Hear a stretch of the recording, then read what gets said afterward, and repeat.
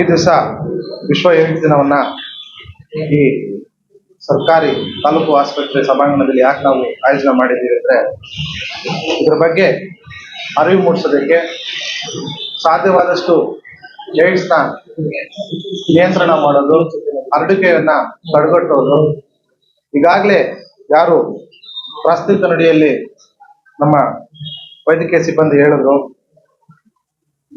AIDS ಬಂದ ಮೇಲೆ ಅದನ್ನ ತಡೆಗಟ್ಟೋದು ಪ್ರಿವೆಂಟ್ ಮಾಡಬಹುದಷ್ಟೇ, ಅದು ಪೂರ್ತಿಯಾಗಿ ಗುಣಮುಖ ಆಗೋದಿಲ್ಲ ಅಂತ. ನಾನು ಒಂದು ಎರಡು ಮಾತನ್ನ ಹೇಳಕ್ ಇಷ್ಟಪಡ್ತೀನಿ.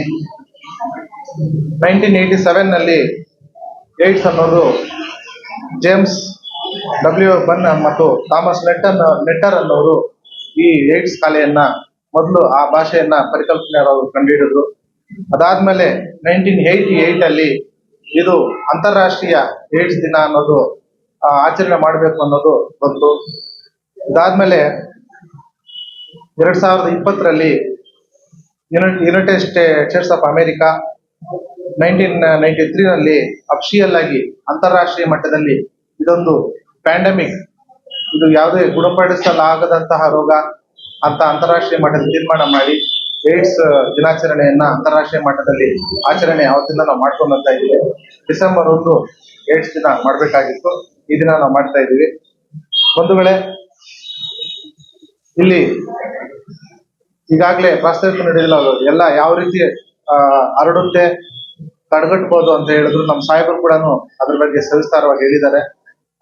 ಇದು ನಮ್ಮ ದೇಹದಲ್ಲಿ ಈ ವೈರಸ್ ಬಂದ ಮೇಲೆ ಇದು 1 to ಡಬಲ್ ಆಗ್ತಾ ಹೋಗುತ್ತೆ. ಒಂದು ವೈರಸ್ ಯಾವುದೇ ಬಂದ್ರೆ ಅದಕ್ಕೆ ವ್ಯಾಕ್ಸಿನ್ ಹಾಕೊಂಡ್ರೆ ಅದು ಗುಣಮುಖ ಆಗುತ್ತೆ.